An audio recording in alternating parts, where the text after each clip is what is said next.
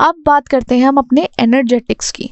Energetics में ATP तो सबने ही सुना होगा, आई गेस बायो में एटीपी पढ़ते आ रहे हैं। एडिनोसिन ट्राइफॉस्फेट है जो हमारा ऑर्गेनिक केमिकल है। जब भी कभी हमारे सेल्स के अंदर या सेल्स के विद इन एनर्जी का ट्रांसफ़र होने वाला है या होना चाहिए, वहाँ पे बहुत असेंशियल है, बहुत क्रूशियल रोल प्ले करेगा, जो एक wide range of biological process है ना वहाँ पर।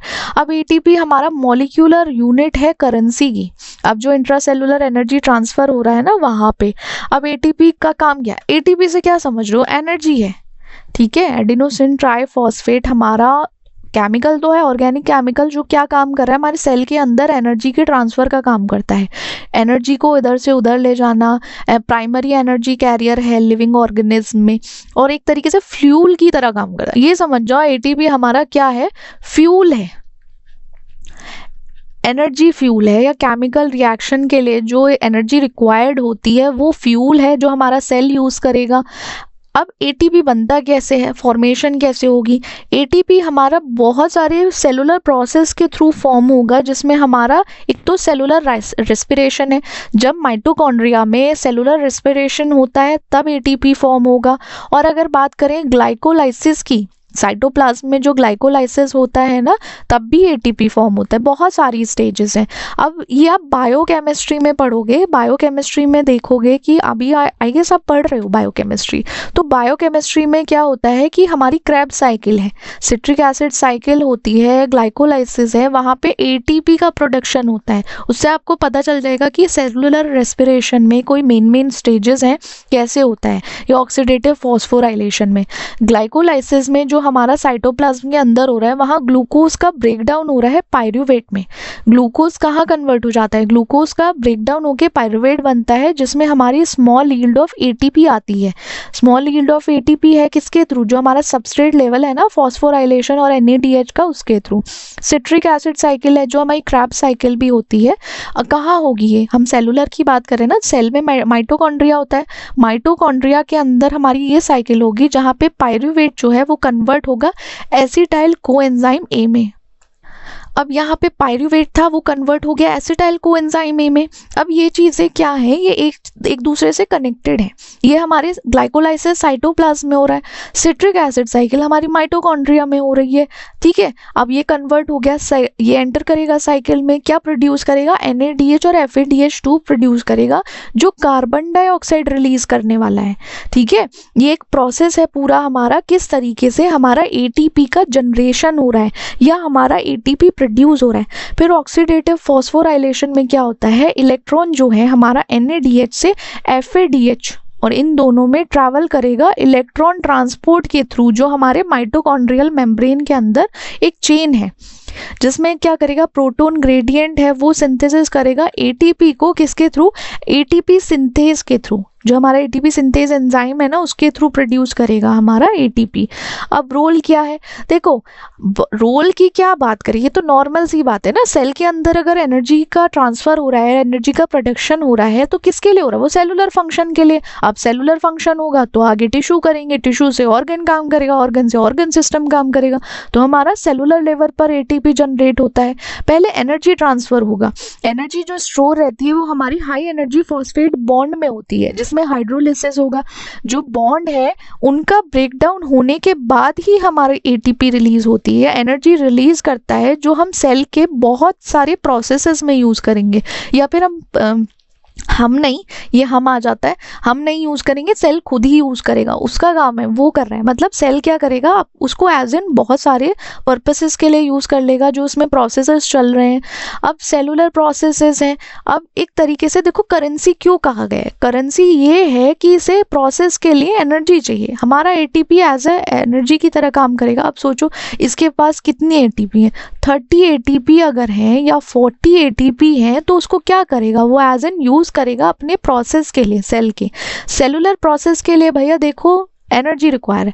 सेल को भी एनर्जी की ज़रूरत है। अगर ह्यूमन बीइंग को एनर्जी की ज़रूरत है, हमारे सेल को भी ज़रूरत है, जिसमें मसल कॉन्ट्रैक्शन है, नर्व इम्पल्स प्रोपगेशन होता है, आयन ट्रांसपोर्ट होना है, बायोमोलिक्यूल्स का सिंथेसिस है। तो इन सब प्रोसेस में एटीपी चाहिए। मेटाबॉलिक होगा, कोई भी पाथवे है जहाँ पे हमारा एनर्जी सप्लाई चाहिए, डिमांड होगी उसकी उस पाथवे में, क्योंकि एक चीज़ से दूसरी चीज़ में कन्वर्ट होना या उस पाथवे में A to B जाना, रिलीज करना, एटीपी आना, वो ज़रूरी है। तो हमारे मेटाबॉलिक पाथवे रेगुलेशन में ज़रूरी है। अब हमारा क्रेटिन फॉस्फेट है। क्रेटिन फॉस्फेट को हम फॉस्फोक्रेटिन भी बोलते हैं, जो हाई एनर्जी मॉलिक्यूल है, मसल्स में रहता। आप इसको ना क्रेटिन फॉस्फेट को कहाँ देखोगे? मसल्स में स्टोर रहता है, जो हमारा हाई एक तरीके से रैपिडली एटीपी जनरेट करता है। जल्दी से काम करने में हमारा क्रेटिन फॉस्फेट है।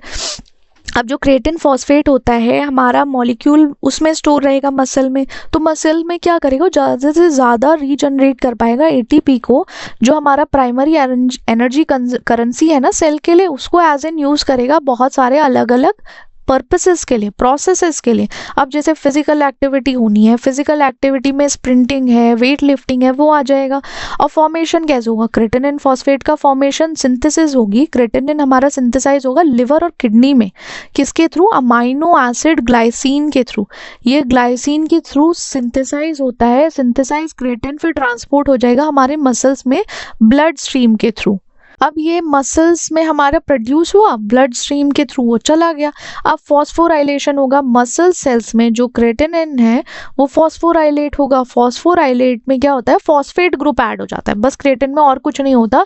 क्रेटिन हमारा सिंथेसाइज हुआ लिवर और किडनी में, किसके थ्रू? अमाइनो एसिड के थ्रू। अमाइनो एसिड के बाद जो क्रेटिनिन सिंथेसाइज हुआ वो मसल में ट्रांसपोर्ट हो जाएगा। अब मसल सेल्स में उसमें फॉस्फेट हो जाएगा फॉस्फोराइलेटेड के थ्रू। जब फॉस्फोराइलेशन हो जाएगा तो क्रेटिन में हमारा ऐड ऑन हो जाता है फॉस्फेट। फॉस्फेट ऐड हो जाएगा, जो किस लिए काम करेगा? यूजिंग एटीपी, और प्रोड्यूस करेगा हमारा क्रेटिन फॉस्फेट। इस रिएक्शन को हम एक तरीके से बोले कैटालाइज होती है किस एंजाइम के थ्रू? क्रिएटिन काइनेज के थ्रू ये एंजाइम हमारा कैटालाइज करता है। अब देखो यहाँ क्रेटिन फॉस्फेट बन गया। अब क्रेटिन फॉस्फेट का रोल क्या है? क्रेटिन फॉस्फेट हमारा देखो, अगर कभी भी एनर्जी का जनरेशन होना है, जो हमारी मसल सेल्स होती है ना उसमें एटीपी का रीजनरेशन होना है, तो वहाँ पे क्रेटिन फॉस्फेट की ज़रूरत है। अब जैसे स्प्रिंटिंग है, वेट लिफ्टिंग है, बहुत लोग करते हैं ना वेट लिफ्टिंग, उन एक्टिविटीज़ के लिए या particular short duration of activity के लिए हमें एटीपी की ज़रूरत है। एटीपी कैसे है? वो हमारे मसल्स में ही है, तो वहाँ पे रीजनरेट होता रहेगा, धीरे धीरे धीरे रीजनरेशन होगा। अब एनर्जी बफर है। अगर एनर्जी बफर में आप इमीडिएटली अगर रिजर्व करना है, हाई एनर्जी फॉस्फेट ग्रुप को रिजर्व करना है, तो एनर्जी बफर हमारा एक तरीके से क्रेटिन फॉस्फेट है, वो वहाँ पे उसको रख लेगा, स्टोर कर लेगा। अब कैसे? रिजर्व करने के बाद रीजनरेट होगा। एटीपी कहाँ से? एडीपी से होगा, एएमपी से होगा। अब देखो यार, एटीपी ऐसा नहीं है कि डायरेक्टली आप उसको एटीपी में स्टोर कर लो। अगर किसी के पास खजाना है या ब्लैक मनी है, वो ऐसा तो है नहीं कि घर में ही रखेगा, उसे कहीं छुपा के रखेगा ना। ऐसे ही क्या होगा, हमारा एडीपी से ही एटीपी बनेगा फिर, या एएमपी से बनेगा, जो हमारी मसल कॉन्ट्रैक्शन के लिए अलाउ करेगा। इनिशियल स्टेजेस पे ज़रूरी होती है ना, हमारी एक्सरसाइज कर रहे हो आप, कोई भी इंटेंस एक्सरसाइज करोगे तो आपको एटीपी की ज़रूरत है। अब रैपिड एटीपी सप्लाई होना शुरू होगा, जो हमारा फॉस्फेट ग्रुप है वो ट्रांसफ़र हो जाएगा क्रेटिन फॉस्फेट से एडीपी पे।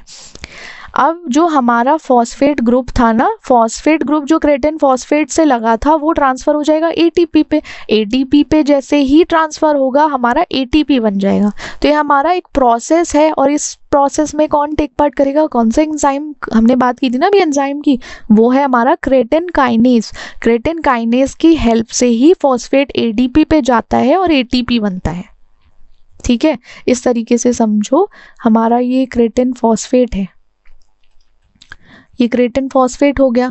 अब यहाँ पे हमारा किसके फॉर्मेशन हुआ? एटीपी में, एज इन यहाँ रिएक्शन हुआ किसकी प्रेजेंस में? क्रेटिन काइनेज एंजाइम की प्रेजेंस में हुआ, तो हमारा ये एडीपी है, याद रखो। वैसे तो यहाँ लिखा है, आप ऐसे कोई ज़रूरत नहीं है। एटीपी फॉर्म हो जाएगा, जो हमारी एक तरीके से मस्कुलर एक्टिविटी के लिए ज़रूरी है। अब बात करते हैं बेसल मेटाबॉलिक रेट की।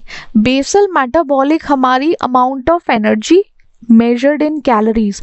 कितने अमाउंट ऑफ एनर्जी है वो कैसे मेजर होगा, कैलोरी में मेजर करोगे। आपकी एनर्जी जो है हमारी बॉडी को बेसिक फंक्शन करने के लिए या लाइफ को चलाते रखने के लिए, ज़िंदगी चलाने के लिए कुछ तो एनर्जी चाहिए ना, उसके लिए जो ज़रूरी होता है उसको हम मेजर कैसे करेंगे, वो हम मेजर कर पाएंगे अपने BMR के थ्रू। क्या है, बेसल मेटाबॉलिक रेट, जिसमें अमाउंट ऑफ एनर्जी मेजर करते हैं कैलोरीज में। अब इसमें कौन कौन से फंक्शन आ जाते हैं, ये सारे फंक्शंस इन्वॉल्व हैं, breathing, circulation, cell production, nutrient processing, protein synthesis, ion transport. अब फंक्शनिंग में क्या होगा, हमारा जो BMR है वो मिनिमम कैलोरी जो चाहिए आपको बॉडी फंक्शनिंग के लिए रेस्ट पे, वो रिप्रेजेंट करता है। आपका जो BMR है वो रिप्रेजेंट करेगा the minimum calorie requirement needed to keep your body functioning at rest. Rest पे आपकी बॉडी को फंक्शन करने के लिए कितनी मिनिमम कैलोरीज की रिक्वायरमेंट होती है वो हमारा BMR देखता है। टेम्परेचर रखने के लिए, सेल को रिपेयर करने के लिए, कुछ एसेंशियल मेटाबॉलिक प्रोसेसेस हैं उसको कैरी आउट करने के लिए हमारा एज अ BMR फंक्शन करता है। मतलब फंक्शन हमारे BMR का ये हो गया। अब फैक्टर जो BMR को इन्फ्लुएंस करते हैं, कुछ ऐसे फैक्टर्स हैं जो हमारे BMR का, मतलब जो हमारा बेसल मेटाबॉलिक रेट है ना, उसको ऊपर नीचे करते हैं, कितनी एनर्जी एक्स्ट्रा रिक्वायरमेंट होती है। कि अगर बॉडी का साइज बड़ा है, देखो मसल मास अगर ज़्यादा है तो उसमें BMR ज़्यादा लगेगा, मतलब ज़्यादा एनर्जी की रिक्वायरमेंट होगी, ज़्यादा कैलोरी की रिक्वायरमेंट होगी, जिससे हमारी मसल्स टिश्यू जो बर्न हो रहे हैं, ठीक है, more calorie than fat tissue. Rest time पे भी बात, हम रेस्ट की भी बात कर रहे हैं। और अगर सेक्स की बात करें, जेंडर बेस्ड की बात करें, तो मेल्स में जनरली, अगर जनरली बेसिकली बात करें तो बेसिकली क्या होता है, मेल्स में ज़्यादा BMR होता है कंपेयर टू फीमेल्स में, क्योंकि उनमें मसल जो होता है, मसल मास ज़्यादा है, हाई प्रपोर्शन में होता है ना मसल। अब लाइक फीमेल्स तो ऐसी नहीं होती कि बिल्कुल, अब वो अलग बात है कि WWF में अलग हो जाता है, यहाँ पे नहीं है। नॉर्मल लाइफ में जो नॉर्मली हम बात कर रहे हैं तो वहाँ पे जेंडर बेस्ड मेल्स में ज़्यादा होता है BMR।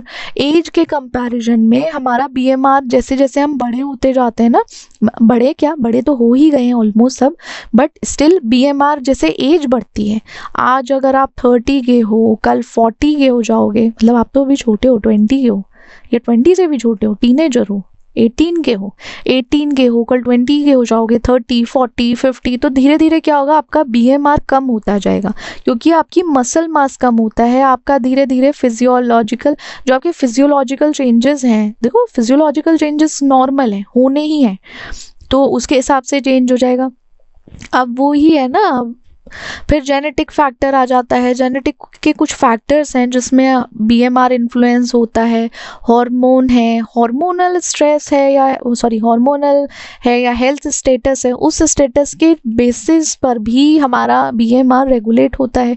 जैसे थायराइड हार्मोन है हमारा, वो रेगुलेट करेगा हमारे BMR को। हाइपरथायरॉयडिज्म कंडीशन में BMR बढ़ जाता है, हाइपोथायरॉयडिज्म में हमारा BMR कम हो जाता है। ठीक है, तो ये मेटाबॉलिक रेट अफेक्ट होगा हमारा। एक मेटाबॉलिक रेट के बेसिस पर भी BMR चलता है हमारा। हेल्थ कंडीशन, हार्मोनल इम्बैलेंस, जिसकी वजह से BMR इफेक्ट होगा। इंपॉर्टेंस क्या है, एक तो देखो कभी भी हमें BMR कैलकुलेट करना है तो हमें ये समझना है कि एनर्जी का बैलेंस क्या है, हमारी बॉडी में कितना एक तरीके से एनर्जी की रिक्वायरमेंट होती है, कितनी कैलोरी की ज़रूरत है, उससे हमारा वेट भी मैनेज हो जाता है। अगर देखो नॉर्मली अगर देखा जाए, हमें almost females 1500 to 2000 calories enough है। ठीक है, इतनी कैलोरीज इनफ होती हैं almost, if I am not wrong, इतनी कैलोरीज इनफ होती हैं, तो उसको मेंटेन करने के लिए ज़्यादा BMR देखो ज़रूरत नहीं है। इतनी एनर्जी सफिशेंट है तो ज़्यादा करने का कुछ ज़रूरत नहीं है। तो इसलिए हमें BMR पता होना चाहिए, हमें ज़रूरी है कि हमें कितनी कैलोरीज इनटेक करनी है। अब BMR कैलकुलेशन के लिए कॉमन फार्मूलाज यूज़ करे गए हैं, जैसे हैरिस बेनेडिक्ट इक्वेशन है, मिफ्लिन सेंट ज्योर इक्वेशंस हो गई। उससे क्या होगा, एस्टिमेट किया जाएगा BMR को किसके बेसिस पर, ये फॉर्मूला किसके बेसिस पर आता है, एज, सेक्स, वेट, हाइट, इन 4 के फैक्टर्स के बेसिस पर BMR निकलता है। कंसिडरेशन क्या रखना है आपको, क्या ध्यान में रखना है अपने इस फॉर्मूला जो एस्टिमेट करेगा, तो एक्चुअल कैलोरीज की जो ज़रूरत होती है किसी भी फिजिकल एक्टिविटी के लिए या हेल्थ के लिए, वो हम लोग इससे निकाल पाएंगे, वो हमें पता चल जाएगा कि हमें इतनी कैलोरीज की ज़रूरत है। ठीक है, क्योंकि हमें अपना हेल्थ भी तो बना के रखनी है ना। अगर आप खुद सोचो, मुझे 1500 कैलोरीज की ज़रूरत है, या आपको मोर देन 3000, बॉयज़ में तो ज़्यादा ज़रूरत होती है ना, मेल्स में, अगर उनको इतनी अप्रॉक्सीमेटली कितनी ज़रूरत है कैलोरीज की काम करने के लिए, या फिजिकल एक्टिविटी के 4000 है, I don't know it's right और wrong, I guess it's right. तो उसमें अगर 4000 कैलोरीज की उसको ज़रूरत है, आपको ज़रूरत है, तो आपको ज़रूरी है। आपको कैसे पता चलेगा कि भाई मुझे 4000 कैलोरी की ज़रूरत है? वही सोचने वाला बात है ना, कैसे पता चलेगा हमें? कैसे पता चलेगा कि इतनी कैलोरीज की ज़रूरत है? हमें बीएमआर से पता चलता है। We will get to know by BMR. Okay, that's it for the day. I hope everyone have a nice day. Bye bye.